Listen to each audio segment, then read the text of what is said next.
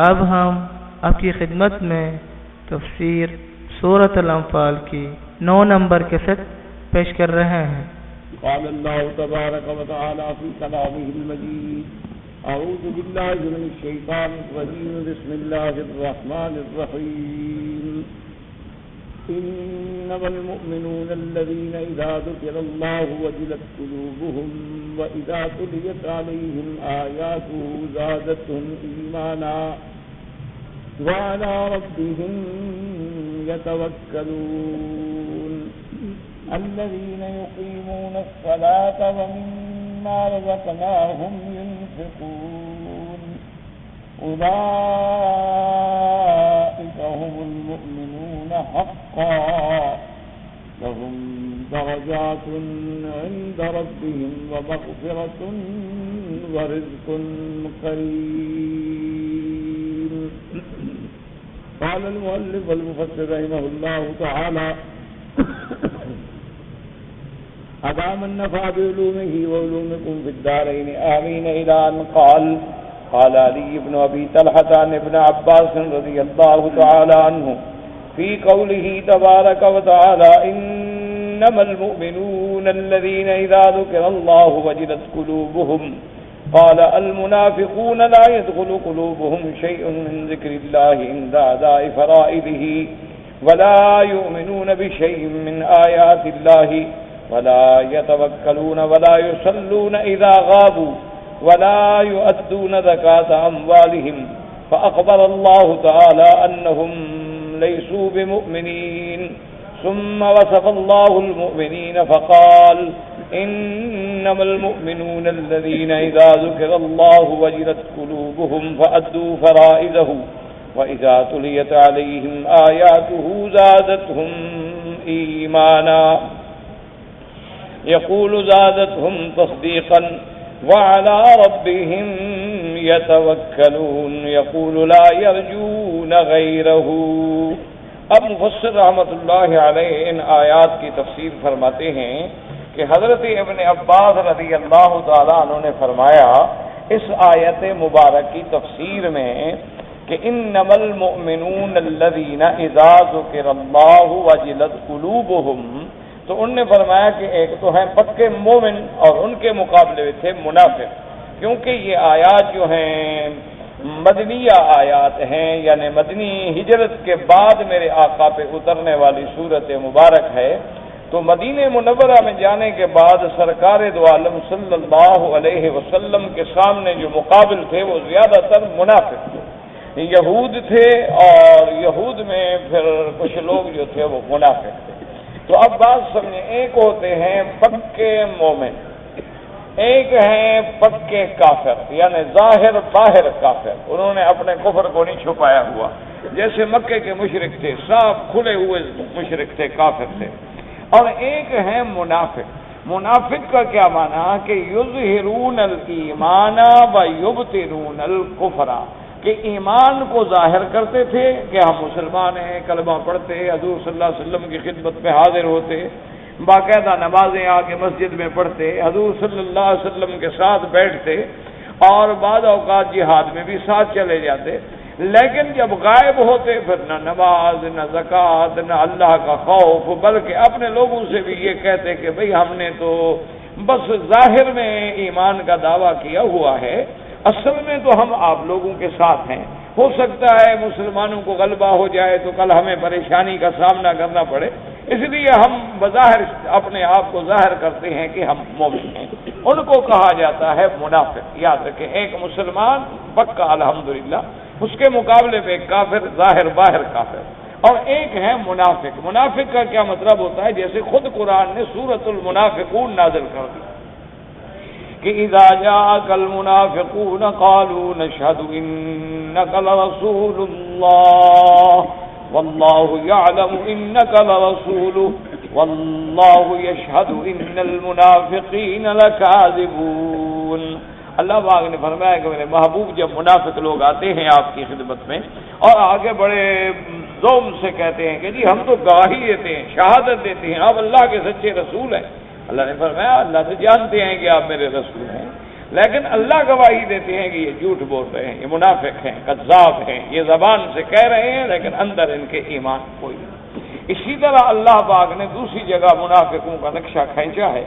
آپ نے فرمایا کہ اذا لقوا الذین آمنوا قالوا آمنا، جب وہ مومن کو ملتے ہیں، مسلمانوں کو ملتے ہیں تو کہتے ہیں ہم بھی ایمان والے ہیں۔ وَإِذَا خَلَوْا إِلَىٰ شَيَاطِينِهِمْ قَالُوا إِنَّا مَعَكُمْ إِنَّمَا نَحْنُ مُسْتَهْزِئُونَ، اور جب پھر اپنے کافروں کے ساتھ کٹے ہوتے ہیں کہتے ہیں ہم تو تمہارے ساتھ ہیں، ہم تو ان کو ایسے مذاق کر رہے ہیں، ٹھٹھا کر رہے ہیں، دھوکہ دے رہے ہیں، ہم کوئی مسلمان تھوڑے ہیں، ہم تو تمہارے ساتھ ہیں اور پکے ہیں، بس ظاہر کرتے ہیں ہم۔ تو یہ ہے منافق۔ لیکن یاد رکھیں یہ ہے منافق اعتقادی۔ کیا معنی؟ یعنی عقیدے میں بھی وہ منافق ہے کہ اسلام ظاہر کرتا ہے لیکن اندر ایمان نہیں ہے۔ اچھا، حضور کے بعد سرکار دو عالم صلی اللہ علیہ وسلم کے زمانے کے بعد اب ہمیں تو پتہ نہیں چل سکتا، تو اب ہم منافق اعتقادی کے بارے میں تو کوئی بات نہیں کر سکتے ہیں، لیکن اب عمل دیکھنا پڑتا ہے۔ ہمارے ہاں جو ہے یہ منافق عملی ہوتے ہیں، اعتقادی وہ ہوتا ہے جو بالکل ایمان رکھتا ہی نہیں، وہ تو جھوٹ بول رہا ہے، وہ تو بالکل کلمہ پڑھ رہا ہے لیکن کلمہ پڑھنے کا مقصد ہی اس کا جھوٹ بولنا اور دھوکہ دینا ہے۔ یخادعون اللہ والذین آمنوا، وہ تو گویا دھوکہ دے رہے ہیں۔ لیکن ایک ہے منافق عملی، منافق اعتقادی جو ہے وہ تو کافروں سے بھی بدتر ہے۔ البتہ منافق عملی جو ہے یعنی جس کے عمل تو منافقوں والے ہیں تو اس کو ہم کافر نہیں کہہ سکتے، اس پر ہم کفر کا فتویٰ تو نہیں دیں گے، لیکن اب یہ کہیں گے بھی اس میں ایسے عمل پائے جاتے ہیں جو منافقوں کے اعمال ہیں۔ جیسے حضور نے فرمایا کہ منافقوں کی نشانی ہے کہ اذا حدث کذب، جب بات کریں تو جھوٹی کریں، جب وعدہ کریں تو خلاف کریں، جب امانت رکھیں تو خیانت کریں، جب کسی سے جھگڑا کریں تو گالی گلوچ اور گندی زبان سے گالیاں نکالیں، تو یہ منافقوں کے اعمال ہیں۔ تو اب اگر یہ باتیں کسی میں پائی جائیں تو اس کو ہم کہیں گے کہ یہ عملی منافق ہے، یعنی اس کے اعمال منافقوں سے ملتے ہیں، لیکن اعتقاد کے دل کی باتیں جو ہیں وہ تو اللہ تبارک و تعالی جانے۔ اور اسی طرح یہ بات بھی یاد رکھ لیں کہ ایمان جو ہے وہ اصل اس کا مقام جو ہے وہ دل ہے، لیکن صرف دل میں ہو اور زبان پہ نہ ہو تو پھر بھی ایمان نہیں ہو، ہمیشہ یاد، کیونکہ منافق کا ایمان جو ہے زبان پہ ہے دل میں نہیں ہے، تو وہ منافق ہے کہ زبان پہ ہو لیکن دل میں ایمان نہ ہو۔ اچھا، دل میں ہو اور اقرار نہ کرے پھر بھی وہ مسلمان نہیں ہوگا۔ جیسے بہت سارے لوگ ہوتے ہیں اپنے دل و دماغ میں سمجھتے ہیں کہ اسلام اچھا مذہب ہے، اسلام سچا مذہب ہے، اسلام جو ہے بالکل صحیح دین ہے، لیکن وہ کلمہ نہیں پڑھتے پھر بھی وہ مسلمان نہیں ہوں گے، ہمیشہ یاد رکھیں۔ تو اس لیے علماء نے فرمایا کہ یوں سمجھو کہ جب آدمی کلمہ پڑھتا ہے تو گویا زبان سے شروع ہو، دل میں داخل ہو اور بدن پہ اس کے اثرات ظاہر ہوں، جس کی تعریف جامع جو ہے محدثین کے نزدیک گو یہ علمی بحثیں ہیں، لیکن آپ اتنی یاد رکھیں جتنی ہمارے علم کے مطابق ہے کہ ایمان جو ہے تصدیق بالقلب، دل میں تصدیق ہو، واقرار باللسان، اور زبان سے اقرار ہو اللہ الہ الا اللہ وان محمد رسول اللہ، وعمل بالارکان، اور اللہ نے جو آزاد یہ ہیں وہ اس کی گواہی دے کہ ہاتھ، پاؤں، آنکھیں، دماغ، دل سب اللہ کے فرمان میں لگا ہوا ہے اور اللہ کی نافرمانی سے بچا ہوا ہے، تب جا کے آدمی مومن کامل بنتا ہے۔ اسی لیے علماء فرماتے ہیں کہ ایمان صرف دعوے کرنے کا نام نہیں کہ آدمی کہہ دے ہاں جی میں مسلمان ہوں یا میں مومن ہوں۔ اسی طرح ایمان جو ہے محض امیدوں کا نام بھی نہیں، ہاں جی بالکل ہم مسلمان ہیں، بس امید ہے کہ اللہ جنت میں بھیج دیں گے۔ تو لازمی بات یہ ہے کہ جب ہم کھلی نافرمانی کریں گے، اللہ کی بغاوت کریں گے، تو کوئی اپنے باغی کو تو برداشت نہیں فرماتا، ہم رات دن اس کی بغاوت کریں اور پھر یہ امید رکھیں کہ اللہ ہمیں معاف کر دیں گے، یہ تو پھر جہالت والی بات ہے۔ جیسے ایک آدمی گناہوں پہ جری ہو جائے کہ رات دن گناہوں میں لگ جائے، اب جی اللہ تو غفور الرحیم ہے نا جی، اللہ تو بخشنے والے ہیں، بھئی جہاں اللہ بخشنے والے ہیں تو وہاں اللہ پکڑنے والے بھی ہیں، وہاں اللہ سریع الحساب بھی ہے، وہاں اللہ عزیز ذو انتقام بھی ہے، وہاں اللہ کی صفت قہار اور جبار بھی ہے، وہاں اللہ کی صفت المتکبر بھی ہے، وہاں اللہ کی صفت الغنی بھی ہے، وہاں اللہ کی صفت الصمد بے نیاز بھی ہے، تو صرف یہ تو نہیں کہ آدمی ایک پہلو پہ نظر رکھے، ہمیشہ یاد رکھے کہ ایمان جو ہے یہ الایمان بین الخوف والرجاء، اللہ کے عذاب سے ڈرتا رہے اور اللہ کی رحمت پہ امید رکھے، اپنے آپ کو گناہوں سے بچانے کی کوشش کرے۔ باقی بندہ ہے، انسان ہے، کبھی خطا ہو گئی تو اس پہ پھر اڑ نہ جائے گناہ پہ، فوراً توبہ کرے اور اللہ کی طرف لوٹ آئے، پھر جا کے ایمان۔ اسی لیے حضرت ابن عباس اور مومن کے مقابلے پہ منافق کا ذکر کر رہے ہیں کہ کیونکہ مدینہ منورہ میں یا مومن تھے یا منافق تھے، اس لیے وہ فرماتے ہیں کہ المنافقون، منافق وہ لوگ تھے کہ لا يدخل شيء في قلوبهم، لا يدخل قلوبهم شيء من ذکر اللہ عند اداء فرائضه، کہ وہ آتے ہیں، نماز پڑھ رہے ہیں، حضور کے پیچھے کھڑے ہیں، قرآن سن رہے ہیں، لیکن ان کے دل میں کچھ بھی داخل نہیں ہو رہا، وہ بس ایسے کھڑے ہیں، بت ہیں، کھڑے کھڑے نماز پڑھی اور چلے گئے، لیکن ان کے دل میں اللہ کی ہیبت، اللہ کی عظمت، اللہ تبارک و تعالیٰ کی کبریائی، اللہ تبارک و تعالیٰ کا شان استغنا، اللہ تبارک و تعالیٰ کی شان رحمت، کوئی چیز بھی ان کے دل میں داخل نہیں ہوتی، کیونکہ وہ تو منافق ہیں، ایمان تو ہے نہیں، وہ تو باہر پیچھے ایک بوتا بن کے کھڑے ہوئے ہیں۔ اور اسی طرح فرماتے ہیں وَلَا يُؤْمِنُونَ بِشَيْءٍ مِّنْ آيَاتِ اللَّهِ، وہ منافق ایسے ہیں کہ اللہ کی کسی آیت پر بھی ان کا ایمان نہیں، وَلَا يَتَوَكَّلُونَ، نہ ان کا اللہ پہ بھروسہ ہے، وَلَا يُصَلُّونَ إِذَا غَابُوا، جب مسلمانوں سے غائب ہو جاتے ہیں تو پھر تو نماز ہی نہیں پڑھتے، کیونکہ وہ نماز پڑھتے ہیں دکھلاوے کے لیے، تو اس لیے اب بھی کوئی اگر نماز پڑھے دکھلاوے کے لیے تو گویا عمل منافقوں والا کر رہا ہے، یعنی وہ بھی عمل جیسے کہ ہمارے ہاں بڑے لوگ جو ہیں وہ عید والے دن آ جاتے ہیں کہ چلو بھی آج ہزاروں کا مجمع ہے، لوگ دیکھ لیں کہ ماشاءاللہ خان صاحب، سردار صاحب، چودھری صاحب، فلاں سیٹھ صاحب جو تھے وہ عید پہ آئے تھے، لوگ دیکھ لیں کہ یار مسلمان ہے نا، عید پڑھنے آیا تھا، تو مقصد جو ہے وہ دکھانا ہے، تو وہ بھی اعمال ایسے ہیں جیسے منافقوں کے عمل، کیونکہ مومن تو وہ ہے کہ غائب ہو، علیحدہ ہو، اکیلا ہو، سفر ہو، حضر ہو، اللہ کے فرائض کے ادا کیے بغیر اس کو تو چین ہی نہیں ملتا، وہ علیحدہ دیکھیں، اب بدو ہیں بیچارے اونٹوں پہ سفر کرتے ہیں، یا ایک ڈرائیور ہے گاڑی میں ہزاروں میل کا سفر کر رہا ہے، جہاں اذان کا وقت آیا گاڑی روکی، جناب پانی دیکھ رہا ہے، پانی نہ ملا، تیمم کر رہا ہے، جماعت مسجد نہ ملی، وہیں ریت پہ کھڑے ہو کے اللہ کے فرائض ادا کر رہا ہے، لیکن یہ منافق لوگ ہیں کہ جب غائب ہوتے ہیں مسلمانوں سے تو پھر نماز بھی نہیں پڑھتے، وَلَا يُؤَدُّونَ زَكَاةَ أَمْوَالِهِمْ، اور جب دور ہوتے ہیں تو پھر اپنے مالوں کی زکات بھی نہیں نکالتے، دکھانے کے لیے زکات نکالتے۔ فَأَخْبَرَ اللَّهُ تَبَارَكَ وَتَعَالَىٰ أَنَّهُمْ لَيْسُوا بِمُؤْمِنِينَ، اللہ پاک خبر دی اس قرآن پاک کی آیات میں کہ میرا مدنی یہ مومن نہیں ہے، یہ منافق ہیں، بلکہ یہ تو کافروں سے بھی بدتر ہیں، اس لیے قرآن فرماتے ہیں إِنَّ الْمُنَافِقِينَ فِي الدَّرْكِ الْأَسْفَلِ مِنَ النَّارِ، جہنم کے جو سب سے نیچے طبقہ ہوگا زیادہ عذاب والا، ان منافقوں کو وہیں ڈالا جائے گا، کیونکہ جتنا اسلام کو نقصان پہنچا ہے منافقوں نے پہنچایا۔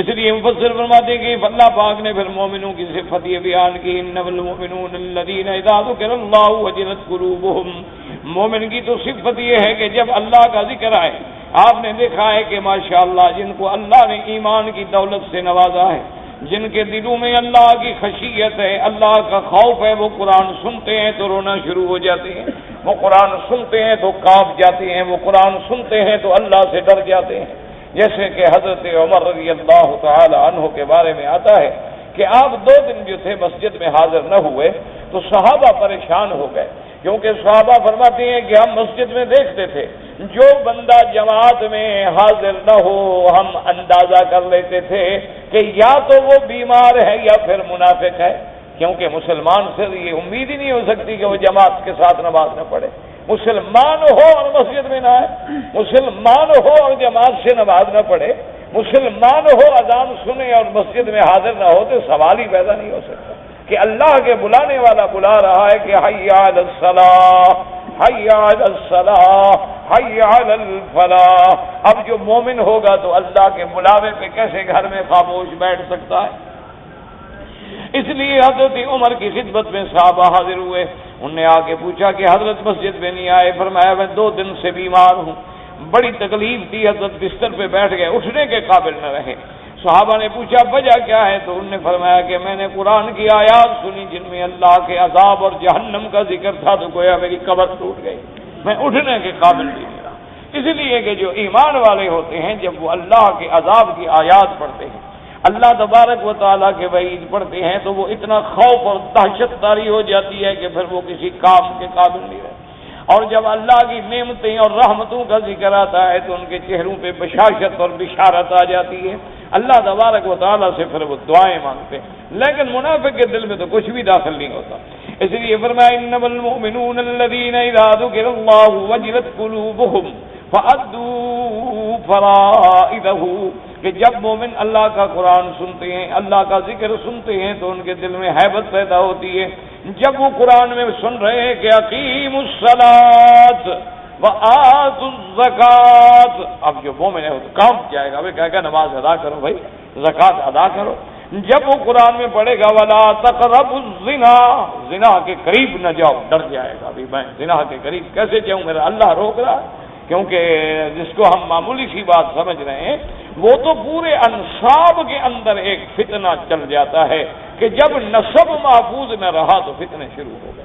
آج آپ دیکھیں یورپ میں جا کر، آپ یہ جتنے مغربی ممالک جو اپنے آپ کو بڑا ایڈوانس اور بڑا ترقی یافتہ سمجھتے ہیں، آپ قریب جا کے وہاں دیکھیں کہ ان لوگوں کے اندر کوئی خاندان، نسب، معاشرہ باقی ہی نہیں رہا۔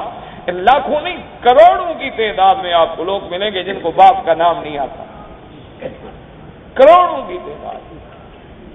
اسکول میں جب بچے کو لے جاتی ہے نا ماں اور وہ پوچھتے ہیں کہ باپ کا کیا نام ہو، کہتے ہیں کوئی لکھ دو یا ماں کا نام لکھ دو۔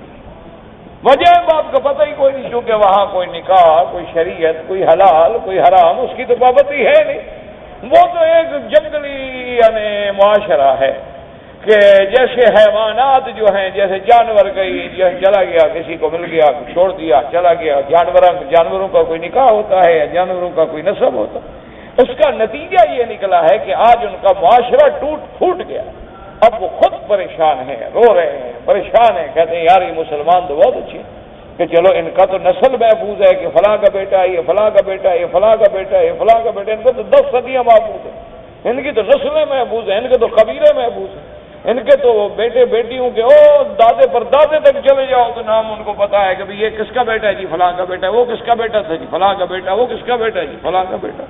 اور بعض قبائل تو ایسے ہوتے ہیں کہ ان کا چونکہ آپس میں رشتے ہوتے ہیں تو ان کا تو بلڈ بھی تبدیل نہیں ہوتا، شکلیں بھی مل جاتی ہیں، آپ دیکھیں گے تو پہچانا جائے گا اس قبیلے کا، یہ پہچانا جائے گا کہ یہ فلاں قبیلے کا شخص ہے، کیونکہ وہی نقش چلے آ رہے ہیں، چونکہ سارے خاندان آپس میں رشتے ہوتے ہیں، بچے بچیاں ایک ہی خاندان کے ہوتے ہیں، ایک ہی خون کے ہوتے ہیں، تو ان کی لازمی بات ہے کہ آگے جو نسل چلتی ہے وہ بھی ایک جیسی ہوتی ہے۔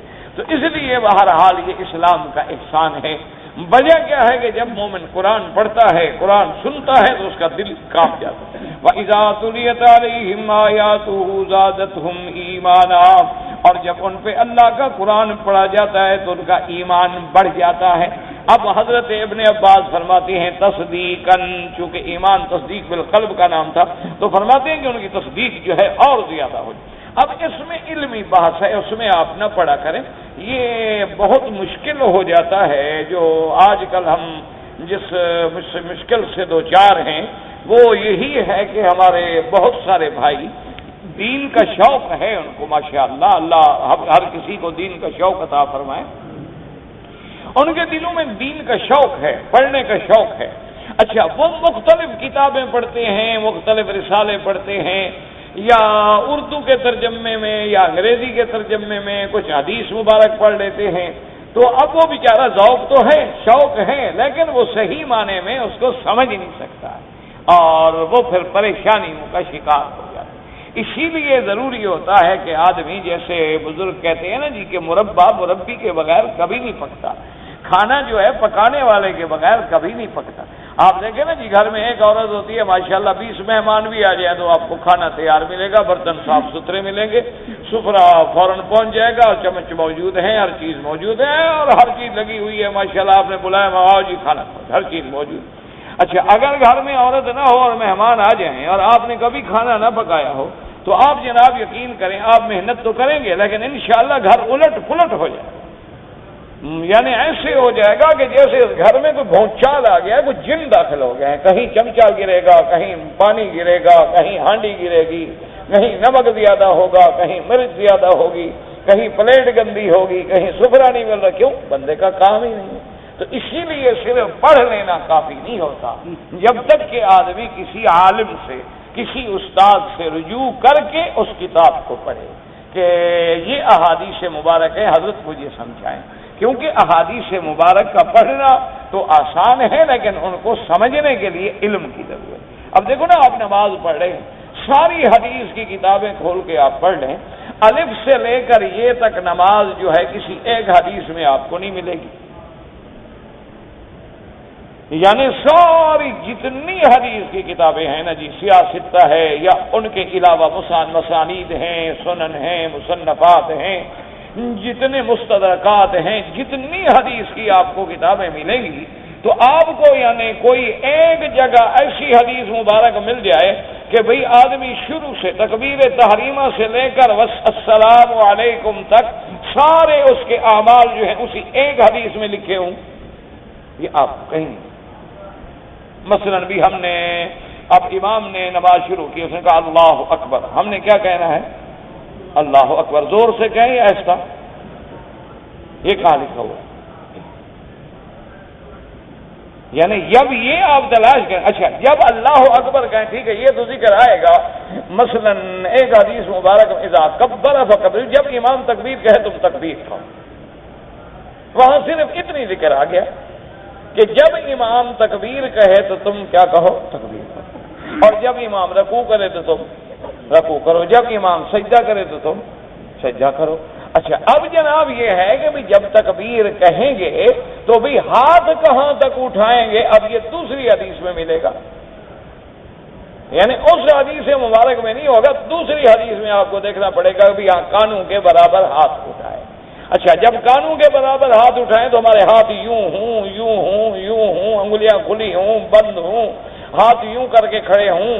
کیسے کریں؟ یہ تیسری حدیث میں جا کے ملے گا کہ رخ جو ہے ہاتھوں کا وہ بھی قبلے کی طرف ہو، اور ہاتھ جو ہیں آپ کے وہ کانوں کے برابر ہوں. یہ آپ کو ایک تیسری حدیث مبارک میں ملے گا.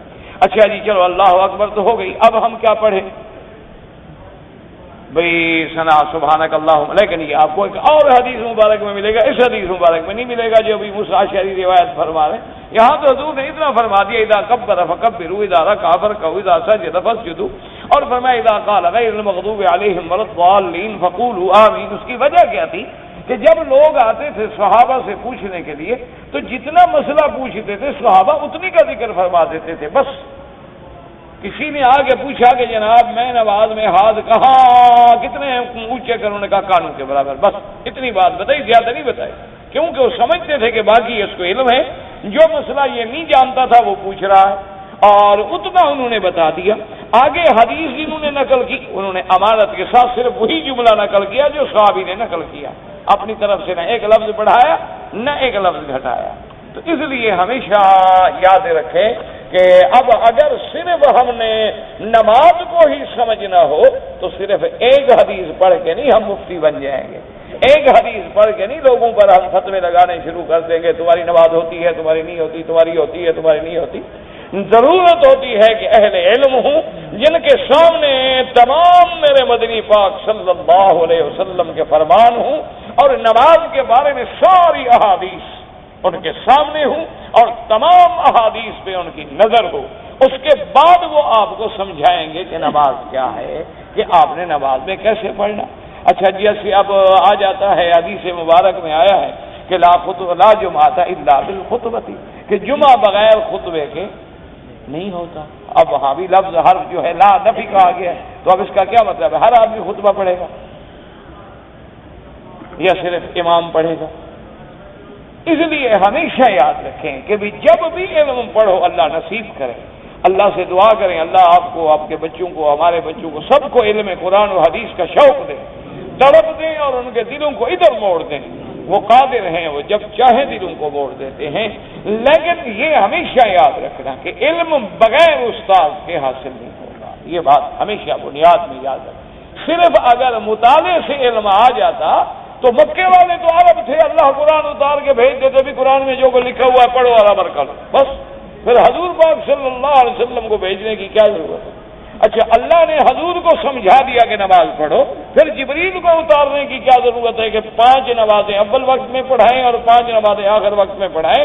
اور جبریل جس کا شان میرے مدنی سے کم ہے، وہ تو حضور صلی اللہ علیہ وسلم کے دروازے پہ آنے والا گویا خادم ہے، لیکن وہ امام بنا ہوا ہے اور حضور پیچھے کھڑے، کیونکہ نماز اتنی اہم معاملہ تھا کہ 5 نمازیں جبریل نے امامت کر کے پڑھائیں اور 5 نمازیں آخر وقت میں پڑھائیں، اور پھر حضور صلی اللہ علیہ وسلم نے حکم فرمایا کہ جب صفے بنے تو میرے پیچھے صحابہ میں وہ لوگ جو زیادہ علم والے، زیادہ عقل والے، زیادہ فہم والے ہیں، وہ لوگ میرے قریب کھڑے۔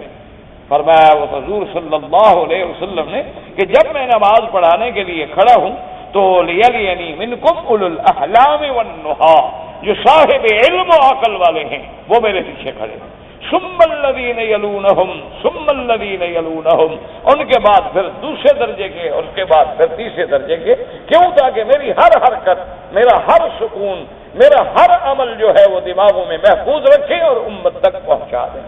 اب اللہ نے قرآن میں آپ کو فرما دیا للہ علی الناس حج البیت، اچھا ایک دفعہ فرما دیا ان الصفا والمروۃ من شعائر اللہ، اچھا تیسری آیت میں جا کے فرمایا لا جناح علیکم اذا افضتم من عرفات فاذکروا اللہ عند المشعر الحرام، اور چوتھی جگہ فرمایا واذکروا اللہ فی ایام معدودات ومن تعجل فی یومین فلا اثم علیہ ومن تأخر فلا اثم علیہ لمن اتقى۔ اب ایک آیت حج کی پڑھ کے کیسے حج سمجھو گے؟ سوال ہی پیدا نہیں ہو سکتا جب تک کہ قرآن کی حج کے بارے میں ساری آیتیں سامنے ہوں اور حج کے بارے میں سارے احادیث کا ذخیرہ سامنے ہو، پھر آدمی کہتا ہے کہ ہاں اچھا پھر قرآن میں بھی ناسخ ہے اور منسوخ ہے، تو جب ناسخ و منسوخ کا علم نہیں ہوگا تو قرآن کیسے سمجھ آئے گا؟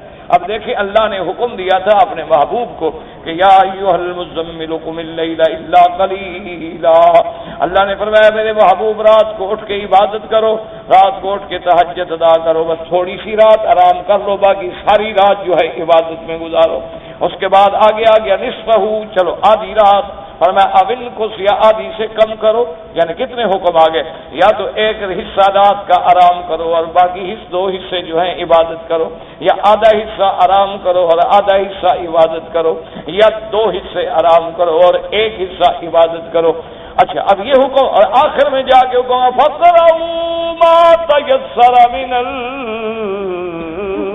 الْقُرْآنِ عَلِمَ أَن سَيَكُونُ مِنكُم مَّرْضَىٰ وآخرون يضربون في الأرض يبتغون من فضل الله وآخرون يقاتلون في سبيل الله۔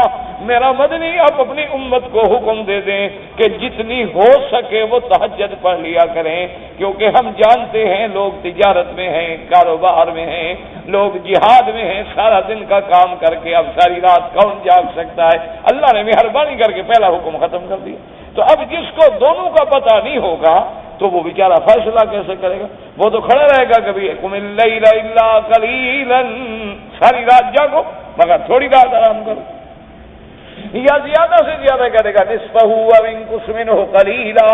اچھا اب جب آپ حدیثیں پڑھیں گے تو حدیث مبارک میں یہ بات موجود ہے کہ جو لوگ مغرب کی نماز پڑھ کے یا عشاء کی نماز پڑھ کے رمضان المبارک کے مہینے میں سو جاتے تھے، اب عشاء پڑھ کے عشاء ہو گئی 7:45 بجے، 7:45 بجے نماز پڑھ کے 8 بجے وہ سو گیا، اب 9:30 بجے 10 بجے اس کی نیند کھل گئی، تو پہلے شریعت کا حکم تھا کہ اب اس کا روزہ شروع ہو گیا، اب نہیں کھا پی سکتا، خلاص سو گیا ہے تو بس روزہ شروع۔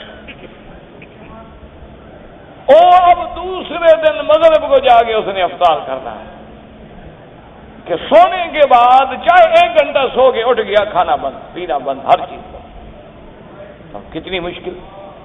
اچھا اسی طرح رمضان المبارک میں رات کو بھی میاں بیوی آپس میں نہیں مل سکتے، منع ہے، خلاص رات ہے، دن کو تو روزہ ہے، روزے میں تو ویسے حرام ہے، رات کو بھی میاں بیوی کا ملنا حرام۔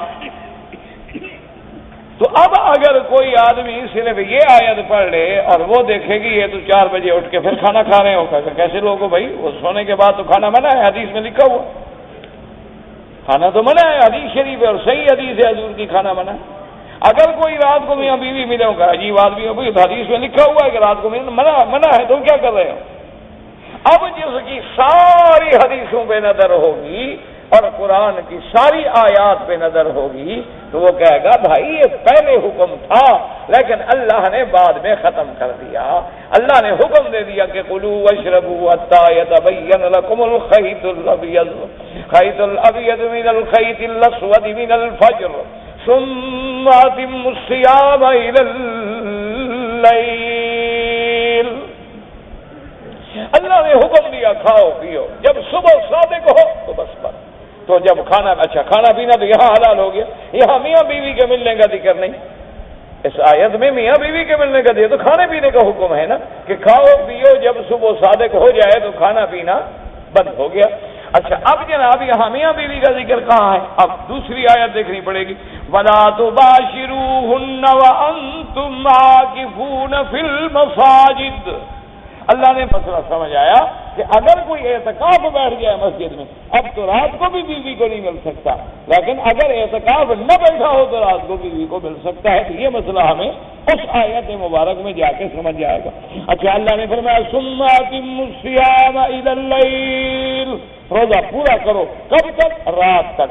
اچھا الی انتہا کے لیے ہوتا ہے، تو اب یہاں دیکھنا پڑے گا کہ الی انتہا کے لیے ہے یا الی ما کے معنی میں ہے، کیونکہ کبھی الہ ما کے معنی میں بھی ہوتا ہے اور کبھی الہ جو ہے وہ انتہا کے معنی میں بھی ہوتی ہے۔ اسی لیے آپ دیکھتے ہیں نا شیعہ افطار نہیں کرتے، جب سورج ڈوب جائے نا وہ بیٹھے رہتے ہیں، وہ کہتے ہیں نہیں جناب ابھی تو رات نہیں ہوئی، تارے نکلے تو ہم کھائیں، وہ بیٹھے رہتے ہیں، وجہ کہ وہ کہتے ہیں نہیں الہ یہاں ما کے معنی ہے کہ مان لیں رات شروع ہو تو پھر افطار کرو، تو وہ یہاں الہ کی تعویل یہ کرتے ہیں کہ یہاں الہ جو ہے انتہا کے لیے نہیں ہے۔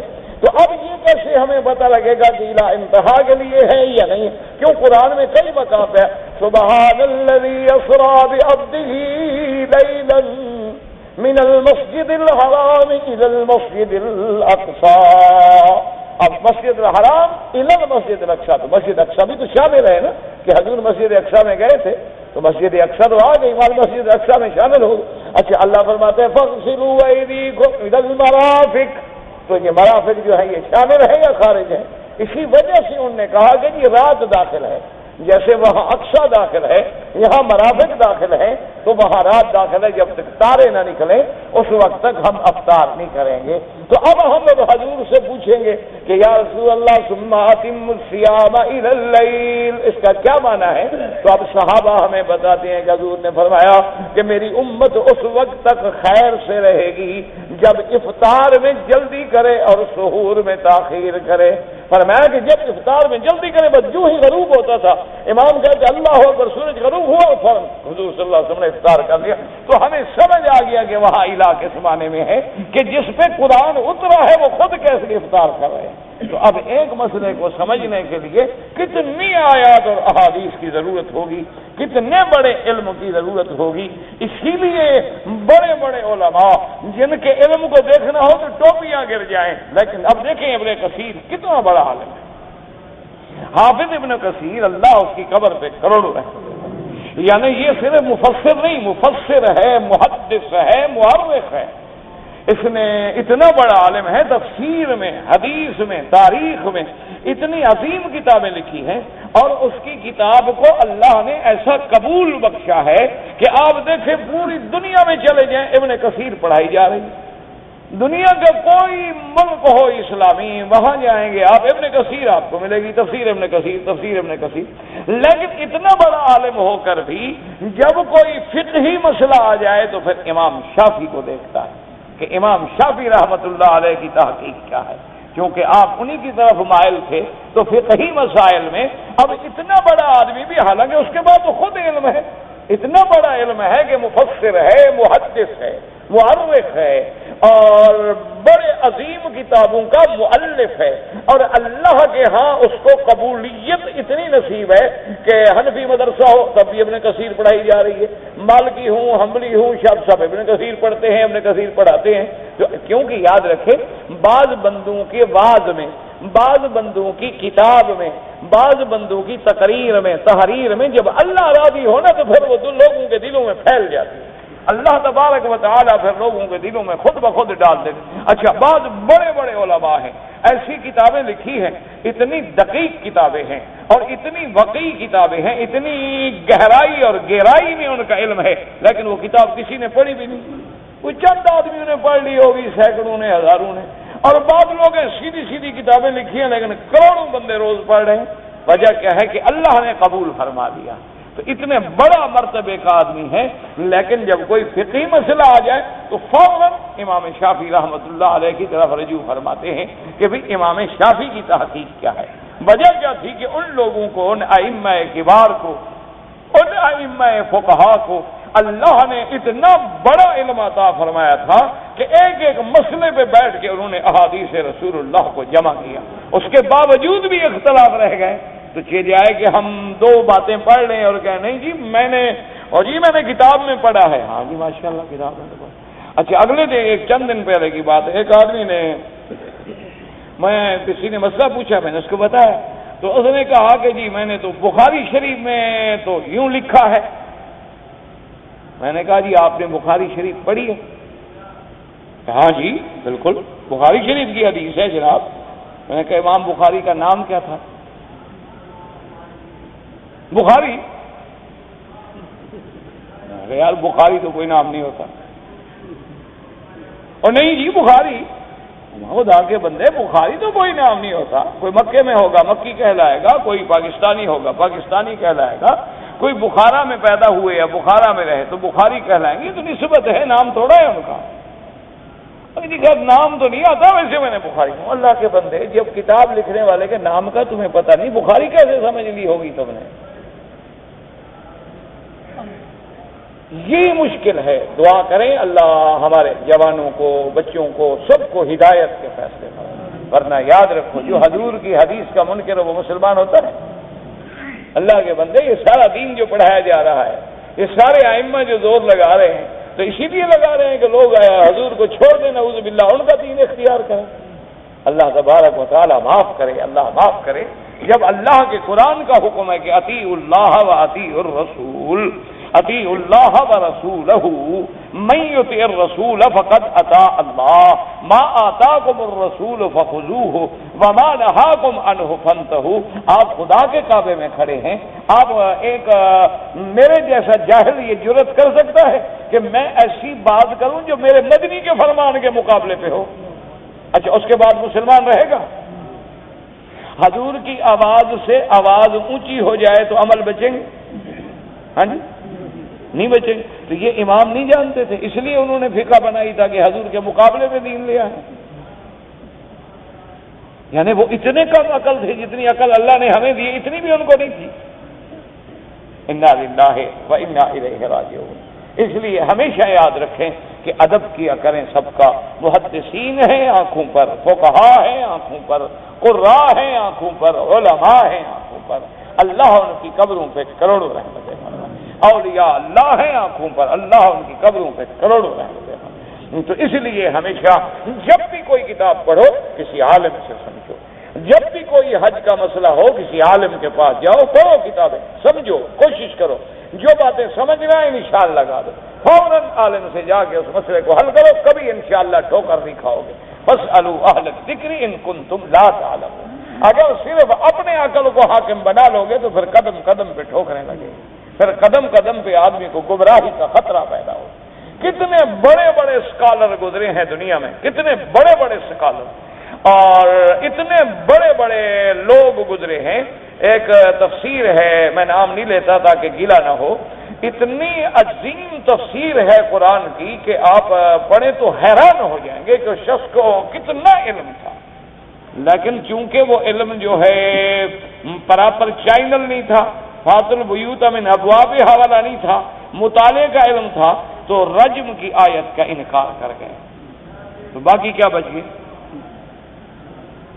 انہوں نے کہا کہ جی رجم کے بارے میں یہ جو زانی اور زانی عورت جو ہو شادی شدہ اس کو پتھر مار مار کے مار دیا جائے، کہ قرآن میں آیت ہے نہیں لہذا میں نہیں مانتا، خلاص،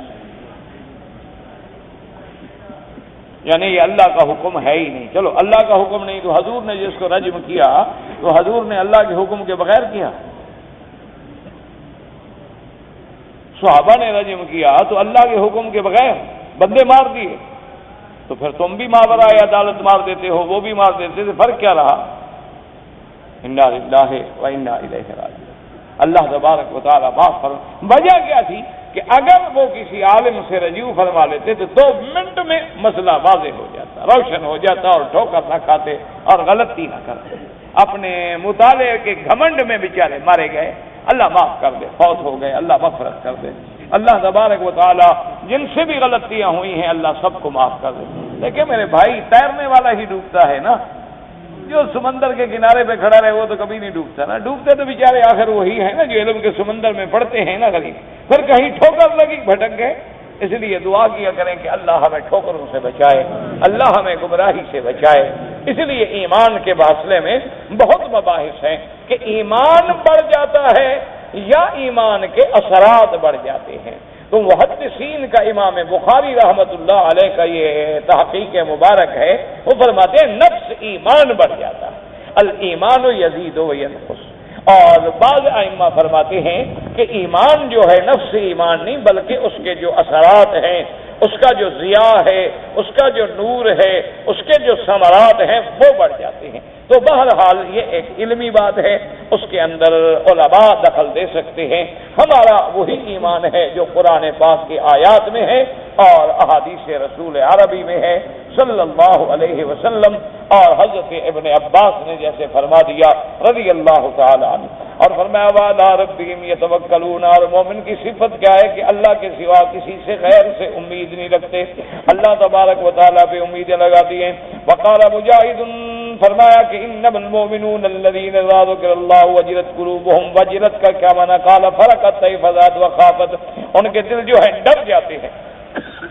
اچھا، اب ڈر جانے میں بھی 2 قول ہیں، یاد رکھ لو۔ وجلت قلوبہم، ان کے دل ڈر جاتے ہیں، کیا معنی؟ اللہ کی ہیبت۔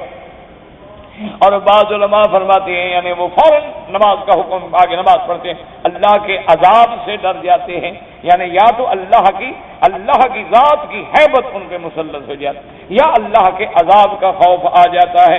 اس لیے فرمایا ہے وَقَدْ قَالَ الصُّدِيُّ وَغَيْرُ وَاحِدٍ وَهَذِهِ صِفَةُ الْمُؤْمِنِ حَقَّ الْمُؤْمِنِ الَّذِي إِذَا ذُكِرَ اللَّهُ وَجِلَ قَلْبُهُ وَخَافَ مِنْهُ، ڈر جاتا ہے، فَفَعَلَ أَوَامِرَهُ وَتَرَكَ زَوَاجِرَهُ۔ ڈر جانے کا کیا معنی؟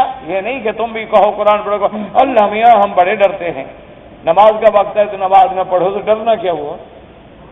ڈر جانے کا کیا معنی کہ جو اللہ نے حکم دیے ہیں وہ پورے کرتا ہے اور جس سے منع کیا ہے رک جاتا ہے۔ اللہ نے حکم دیا نماز پڑھو، نماز پڑھتا ہے، زکوٰۃ دیتا ہے، زنا سے بچتا ہے، قتل سے بچتا ہے، گناہ سے بچتا ہے، یہ ہے ڈر جانا۔ یہ تھوڑا ڈر جانا کہ اللہ میاں بس اس سے بڑا ڈرتے ہیں، یا اللہ ہم تم سے بڑا ڈرتے ہیں، نماز نہیں پڑھتا رہتا، ڈرتا کیا ہے بھائی؟ یہ تو نعوذ باللہ اس کا معنی ہے کہ استہزاء کر رہا ہے، یہ تو اللہ سے مذاق کر رہا ہے، یہ تو اللہ تبارک و تعالیٰ سے بغاوت کر رہا ہے کہ اللہ کی نافرمانی کر کے بھی پھر خدا کے گھر میں بڑی جرت سے کھڑے ہیں، پرواہ ہی کوئی نہیں، نافرمانی بھی ہے اور اللہ سے بھی ڈرتے ہیں بھی، کیسے ڈرتے ہو اللہ سے؟ تو اس لیے مفسر نے فرما دیا کہ ڈرنے کا معنی کیا ہے؟ فَفَعَلَ أَوَامِرَهُ، اللہ کے حکم پورے کرے، وَتَرَكَ زَوَاجِرَهُ، اللہ نے جن چیزوں سے منع کیا ہے ان سے رک جائے۔ اب ہم کہیں گے یہ اللہ سے ڈرتا ہے، ورنہ زبانی کلامی کہنے سے کچھ نہیں ہوتا ہے۔ كَقَوْلِهِ تَبَارَكَ وَتَعَالَى وَالَّذِينَ إِذَا فَعَلُوا فَاحِشَةً أَوْ ظَلَمُوا أَنفُسَهُمْ ذَكَرُوا اللَّهَ فَاسْتَغْفَرُوا لِذُنُوبِهِمْ وَمَن يَغْفِرُ الذُّنُوبَ إِلَّا اللَّهُ وَلَمْ يُصِرُّوا عَلَىٰ مَا فَعَلُوا وَهُمْ يَعْلَمُونَ۔ اللہ نے فرمایا کہ میرے بندے جو گناہ کر بیٹھتے ہیں یا اپنے جانوں پہ کبھی ظلم کر بیٹھتے ہیں، نافرمانی کر کے ظلم کرتے ہیں، پھر جب اللہ کی یاد آتی ہے تو فوراً اللہ سے معافی مانگتے ہیں اور گناہوں پہ اڑے نہیں رہتے۔ غلطی ہو گئی وہ چھوڑ دیا، توبہ کر لی، بھاگ گیا، آئندہ اس گناہ کے قریب ہی نہیں گیا۔ تو یہ میرے بندے ہیں۔ فرمایا کہ جب وہ ایسا کرتے ہیں اور فرما دیا کہ وَمَن يَغْفِرُ الذُّنُوبَ إِلَّا اللَّهُ، اللہ کے سوا کون ہے جو ان کے گناہ بخشے؟ تو جب وہ توبہ کرتے ہیں تو پھر اللہ بھی معاف کر دے، لیکن شرط یہ ہے کہ وَلَمْ يُصِرُّوا عَلَىٰ مَا فَعَلُوا، یہ نہیں کہ گناہ پہ اصرار، کہ جمے ہوئے ہیں گناہ پہ، رات دن لگے ہوئے ہیں، شیو ہے تو رات دن لگے ہوئے ہیں، جھوٹ ہے تو رات دن لگے، چھوڑتے ہی نہیں گناہ کو، تو یہ تو پھر ڈرنے والی بات کوئی۔ ڈرنے کا معنی یہ ہے کہ پھر اس گناہ پہ اصرار نہیں کرتے، فوراً چھوڑ کے اور اللہ کے آگے توبہ کرتے ہیں۔ قولہ تبارک و تعالی، جیسے اللہ نے دوسرے مقام پہ فرمایا وَأَمَّا مَنْ خَافَ مَقَامَ رَبِّهِ وَنَهَى النَّفْسَ عَنِ الْهَوَىٰ فَإِنَّ الْجَنَّةَ هِيَ الْمَأْوَىٰ۔ اللہ نے فرمایا کہ جو شخص ڈر گیا کہ میں نے کل رب کے سامنے کھڑے ہو کے حساب دینا ہے، اور اس نے اپنے نفس کی خواہشوں کو چھوڑ دیا۔ نفس تو خواہش کرتا ہے کہ حرام ملے، دولت ملے، پیسہ ملے، عورت ملے، شباب ملے، کباب ملے، خبردار حرام ہے۔ تو فرمایا کہ پھر اس کا مقام کیا ہے؟ فَإِنَّ الْجَنَّةَ هِيَ الْمَأْوَىٰ، پھر اس کا ٹھکانہ جو ہے، مقام جو ہے وہ جنت۔ اس کے بعد فرمایا ولہذا قال سفیان الثوری رحمہ اللہ تعالی سمعت الصدی یقول فی قوله تبارک و تعالی انما المؤمنون الذین اذا ذکر اللہ وجلت قلوبهم قال هو الرجل اذا يظلم او قال يهم بمعصیة فيقال له اتق اللہ فيجل قلبه۔ حضرت سفیان ثوری رحمۃ اللہ علیہ فرماتی ہیں کہ میں نے حضرت سدئی سے سنی یہ آیت، انہوں نے فرمایا اس آیت کا مطلب یہ ہے کہ هو الرجل یرید، کوئی بندہ چاہتا ہے کہ میں کسی پہ ظلم کروں، یا بندہ چاہتا ہے میں آج گناہ کروں، فوراً اس کو کہا کوئی آ کے کہتا ہے اتق اللہ، اللہ سے ڈرو، کیا کر رہے ہو؟ اللہ سے ڈرو، تو بس اس کے دل میں ڈر آ جاتا ہے، چھوڑ دیتا ہے، گناہ نہیں کرتا۔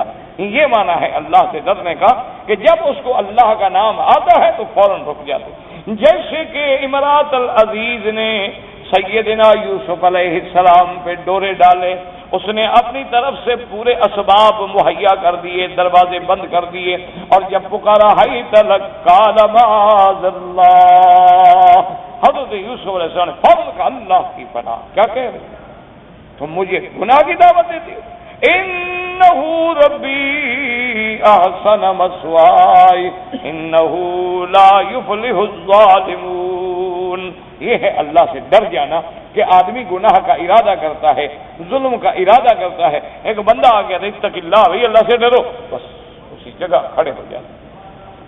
اسی لیے صحابہ کہتی ہیں کہ حضرت عمر رضی اللہ تعالیٰ عنہ کان وقافا عند کتاب اللہ، حضرت عمر جو تھے اللہ کے قرآن کو سن کے کھڑے ہیں، بس جہاں آیت آ گئی وہ حضرت عمر کو بریک لگ گیا۔ ایک دفعہ حضرت عمر رضی اللہ تعالیٰ عنہ نے سرکار دو عالم صلی اللہ علیہ وسلم کے منبر رسول پہ کھڑے ہو کے اعلان فرما دیا، آپ نے فرمایا لا تغالوا فی المہور، کہ لوگوں خبردار، یہ کیا ہے کہ اتنا 1000 مہر اور 2000 اور 10,000 اور 20,000 کیا کر رہے ہو؟ کیوں تم اتنی مہر بڑھا رہے ہو؟ جب مہر اتنی زیادہ ہو جائے گی تو غریب لڑکے نکاح کیسے کریں گے؟ آپ نے فرمایا کہ خبردار آئندہ اگر کسی نے مہر بڑھائی اور حضور کی بیٹیوں سے یا حضور کی بیویوں سے مہر کسی نے بھی زیادہ رکھی تو میں مہر پیسے لے کر بیت المال میں داخل کروں۔ اب حضرت عمر رضی اللہ تعالی عنہ کا منشا کیا تھا کہ مہر میں اگر غلاء ہو جائے گا تو نکاح کیسے ہوں گے؟ جب حلال مہنگا ہو جائے گا تو حرام تو خود بخود سستا ہو جائے گا۔ تو حضرت عمر کا منشا کتنا آسن ہے، کتنا نیک ہے، لیکن جب آپ فارغ ہوئے مسجد نبوی کے دروازے پہ آئے، ایک بوڑھی عورت تھی، بالکل بوڑھی، ایسی لکڑی پہ چلنے والی، اس نے عمر کا دامن پکڑ لیا، ٹھہرو۔ حضرت عمر ٹھہر گئے، انہوں نے کہا تم کون ہو مہر پہ پابندی لگانے والے؟ اللہ نے قرآن میں کہا ہے ذاتے تم احداہن قنطارا، کہ اگر تم نے کسی عورت کو قنطار ڈھیر سارا سونا بھی دیا ہو باہر میں تو اللہ کہتا ہے قنطار ڈھیر اور تم کہتے تھوڑا کرو، تم کون ہو وہ روکنے والے؟ ہماری مرضی، کوئی زیادہ دے کوئی تھوڑا دے، جتنا مرضی ہے آپس میں اتفاق کر لے۔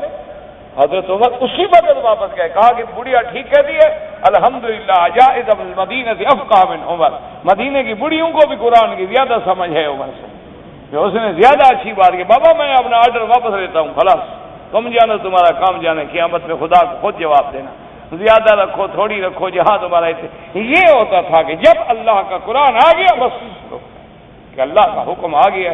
ہم تو 30 بارے پڑھتے ہیں، کبھی رکے ہو نہ؟ یہ جتنے میرے بھائی کھڑے ہیں نوجوان شیو کرانے والے، یہ قرآن نہیں پڑھتے ہیں؟ پڑھتے ہیں ماشاء اللہ۔ حضور نے قرآن میں یہی حکم دیا ہے کہ شکل میری نہ بنانا. ہاں، کیا حضور پاک کا کیا حکم ہے قرآن میں؟ اللہ نے کیا فرمایا ہے کہ میرا مدنی جو کرے وہ کرو اور جس سے روکے. حضور پاک اس طرح پھروانے کا حکم دیا. ویسے تو ماشاءاللہ بڑا نام چومتے ہیں، یہ حضور کی محبت ہے. سبحان سبحان. بھئی حضور کے نام سے محبت ہے، حضور کی شکل سے دشمنی ہے. اچھا، حضور پاک بھی کبھی سر ننگے بازار میں پھرے؟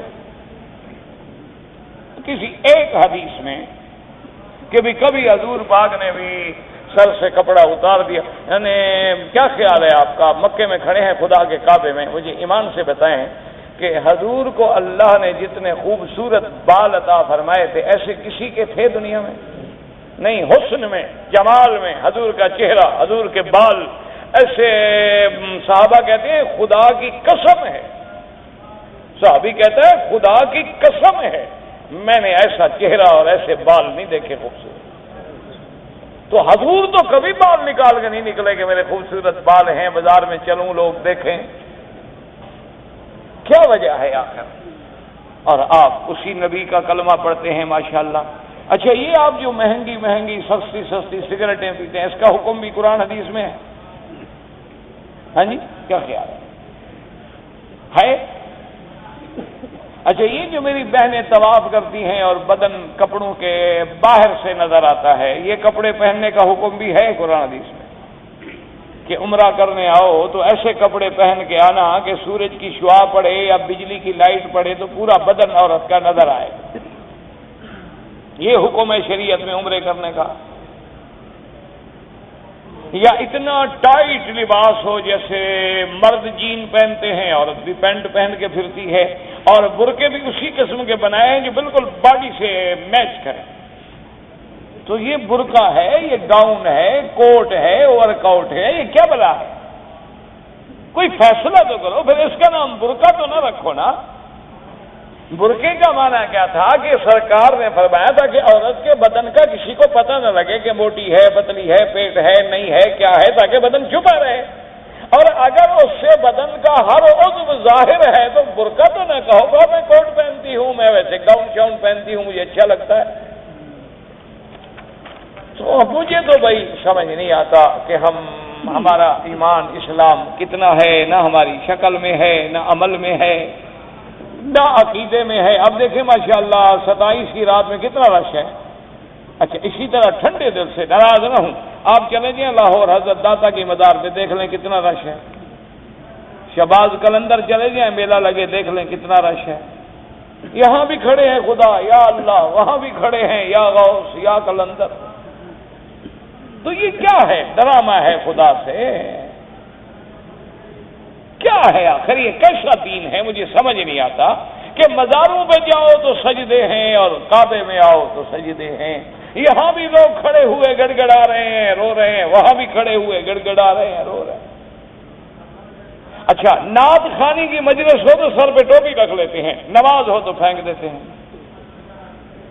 اور یہ حضور کی نعت ہو رہی تھی. اچھا بھائی، اللہ کی نماز جو حضور کی آنکھوں کی ٹھنڈک ہے اور جس کے لیے اللہ نے حکم دیا ہے کہ تیار ہو کے آؤ، خذوا زینتکم عند کل مسجد. اچھے سے اچھا لباس پہنو، اچھی خوشبو لگاؤ، اچھے کپڑے پہنو، تیار ہو کے اللہ کے دربار میں جو اللہ نے دیا ہے. غریب غریبانہ، امیر امیرانہ تیاری کریں اپنی خدا کے دربار میں جو آ رہا ہے. بس دعا کریں اللہ ہمارے حال پہ رحم کر دے. ہم تو حضرت بخاری فرماتے تھے کہ مولوی مکی ہم کہتے کہتے مر جائیں گے، یہ سنتے سنتے مر جائیں گے. بس جن کے مقدر میں ہدایت ہے ان کو ملے. اگر کسی آدمی کے ذمے قرضہ ہے تو مرنے کے بعد، تدفین کے بعد سب سے پہلے اس کا قرضہ ادا کریں. اگر اس نے مال چھوڑا، اگر اس کا کوئی مال بیچارے کا ہے نہیں تو وارث اگر امیر ہیں تو مہربانی کر کے اس کا قرضہ ادا کر دیں تاکہ وہ بیچارہ قبر میں نہ پکڑا جائے. اس کا قرضہ ادا کرنا سب سے پہلی چیز، کیونکہ قرضہ ایک ایسی چیز ہے جب تک ادا نہ کرو اللہ بھی معاف نہیں فرماتا. اگر کوئی جمعرات یا جمعہ کو فوت ہو جائے، لیکن دعا کرو کہ ایمان پہ فوت ہو جائے. صرف جمعرات فوت ہونے سے کچھ نہیں ہوتا. کوئی رام چندر جو جمعرات مر جائے تو کیا ہوگا؟ اس کو بھی فائدہ ہوگا۔ کتنے کافر ہیں جو جمعرات مر جاتے ہیں، جمعہ کو مر جاتے ہیں، رمضان میں مر جاتے ہیں، تو کیا ان کو کیا فائدہ ہوگا؟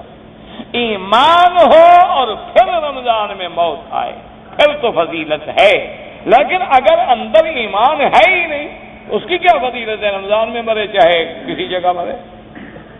آپ کا کیا خیال ہے حضور کے زمانے میں جتنے بڑے بڑے مشرک تھے وہ کہاں دفن ہیں؟ مکے میں، تو کیا بخشے جائیں گے؟ اگر عمرہ شوال میں کرے حج فرض نہیں ہوتا، وہ جا سکتا ہے اپنے ملک۔ اگر کسی آدمی نے انجیکشن لگوایا روزے میں، روزہ نہیں ٹوٹتا۔ آنکھوں میں قطرہ ڈالنے سے علماء کہتے ہیں احتیاط کرے کہ حلق میں چلا جاتا ہے۔ میں یہاں رہتا ہوں اور میں پاکستان میں نکاح کرنا چاہتا ہوں ٹیلی فون سے نکاح نہیں ہوتا، ٹیلی فون سے آوازیں بدل سکتی ہیں۔ اس لیے آپ پاکستان میں اپنے کسی رشتہ دار کو، چاچا، ماما، نانا، بھائی، اس کو 2 آدمیوں کے سامنے خط لکھ کے وکیل بنا دو کہ میں نے تمہیں اپنا وکیل بنایا ہے، تم جا کے میرا نکاح کر دو۔ وہ وکیل آپ کی طرف سے جا کے ایجاب و قبول کر دے۔ ٹیلی فون پر اعتبار نہ کرنا، ورنہ ماشاءاللہ ہمارے لوگ بڑے استاد ہیں، پتہ نہیں جب جاؤ عورت ہی بدل جائے۔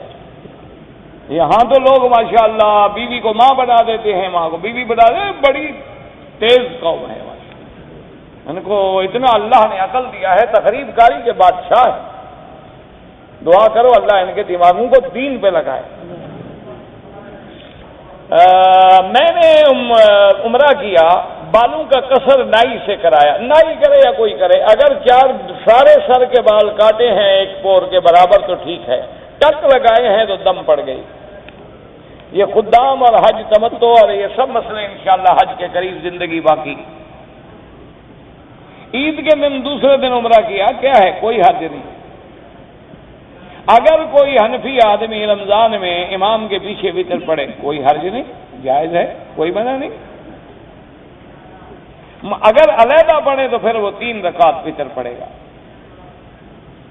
میری دادی بیمار ہے، اللہ سب بیماروں کو رحمت فرمائے۔ ہمارے ملک میں، ہندوستان میں لوگ کھڑے ہو جاتے ہیں نماز کے بعد صلاۃ و سلام پڑھتے ہیں، وہ بدعت ہے۔ اگر دین ہوتا تو حضور کی مسجد میں پڑھا جاتا اور سب سے پہلے صحابہ پڑھتے۔ میں اپنے مالک جس کے پاس نوکری کرتا ہوں اس کو میں نے کہا کہ مجھے مغرب سے عشاء تک ریسٹ کے لیے وقت دے دو، اس نے مجھے اجازت دی ہے، تو اس میں آرام نہیں کرتا، میں یہاں آ کے درس سنتا ہوں۔ تمہاری مرضی، جب مالک نے تمہیں وقت دیا ہے تم آرام کرو یا اللہ کے دین کو حاصل کرو۔ اگر کسی مریض کو علاج کے لیے کوئی شراب پلایا جائے، حضور نے فرمایا حرام میں شفا ہوتی ہی نہیں۔ حضور نے منع فرمایا، آپ نے فرمایا کہ حرام سے دوا نہ کیا کرو، حرام میں اللہ نے شفا نہیں رکھی، شفا ہوتی ہی حلال چیزوں میں ہے۔ ہاں بعض فقہا کہتے ہیں کہ اگر مسلمان طبیب ہیں اور وہ فیصلہ کرتے ہیں کہ اس دوا کے بغیر اس کا کوئی حل نہیں اور اس دوا سے فائدہ ہونا بھی یقینی ہے تو پھر استعمال کر سکتے ہیں۔ عورت اگر شوہر کی اجازت کے بغیر کسی فقیر کو خیرات دے دے تو اپنے مال سے یا شوہر کے مال سے؟ اپنے مال سے تو تم سے پوچھنے کی ضرورت ہی نہیں، تمہارے مال سے تو اجازت لینی ضروری ہے۔ کام کے لیے مجبوراً مجھے ڈیوٹی کے لیے حکم دیا جاتا ہے پینٹ شرٹ پہننے کا، مجبوری ہے تو کوئی نہیں، نماز میں تم اپنے تو لباس اچھا مسلمانوں والا پہن لیا کرو۔ کوئی آدمی اگر دین کی تبلیغ سے منع کرے، اللہ ہدایت ہے، تبلیغ کا حکم تو اللہ نے انبیاء کو کیوں بھیجا ہے؟ بلغ۔ اگر ایک آدمی کا کسی عورت سے گناہ کا تعلق تھا، اب وہ آپس میں شادی کرنا چاہتے ہیں، اچھی بات ہے، توبہ کریں، نکاح کر لیں، بڑی اچھی بات ہے، توبہ کریں اور نکاح کر لیں۔ اگر ایک آدمی اپنا حج کر چکا ہے اور کسی بوڑھی عورت کی طرف سے حج بدل کرنا چاہتا ہے، کر سکتا ہے۔ مولانا مودودی صاحب کے عقیدے کے بارے میں فوت ہو گئے، اللہ ان کی قبر پہ رحمت کرے، تو مردوں کی ضروری عقیدے اکھاڑتے ہو، زندوں کو تو ٹھیک کر لو۔ جو فوت ہو گئے ان کے بارے میں حضور کا حکم ہے کہ لا تذکروا موتاکم الا بخیر، جو مسلمان فوت ہو جائیں ان کے بارے میں کوئی بری بات نہ کرو، ان کے بارے میں بھلائی کی بات کرو۔ اگر احرام کی 2 چادریں بعد میں اپنے لیے کپڑے وغیرہ بنوا لوں، جو بناؤ، تمہارے لیے کپڑا ہے، تمہارا ہے۔ اگر ایک عورت نے عمرہ کیا، طواف کر لیا، لیکن صفا مروہ نہ دوڑی، عمرہ تو اس نے کر لیا، بال کٹوا دی، اب دم ادا کرے، یا اگر بال نہیں کاٹے صفا مروا دوڑ لے تو پھر دم سے بچ جائے۔ بٹے سٹے میں جو لوگ شادیاں کرتے ہیں، اگر دونوں کی حق مہر الگ الگ ہے تو پھر جائز ہے، اگر دونوں کی حق المہر نہیں، ادلے بدلے میں لڑکی بدلے میں ہے تو وہ ناجائز ہے، وہ نکاح شغار حرام۔ ایک عورت نے مدینہ منورہ سے جب واپس آئی تو حیض تھا، اس لیے عمرے کی نیت نہیں کی، غلط کیا۔ حالت حیض میں بھی عورت عمرے کی نیت کر سکتی ہے۔ اب بہرحال اس نے عمرہ چھوڑا ہے، یا تو فوراً عمرہ کرے مدینے جا کر یا میقات پہ جا کے، یا پھر ایک دم دینی پڑے گی۔ کچھ عرصہ قبل والدین کی رضامندی سے میری منگنی ہوئی ہے، میں کہیں اور شادی کرنا چاہتا ہوں، والدین کی نافرمانی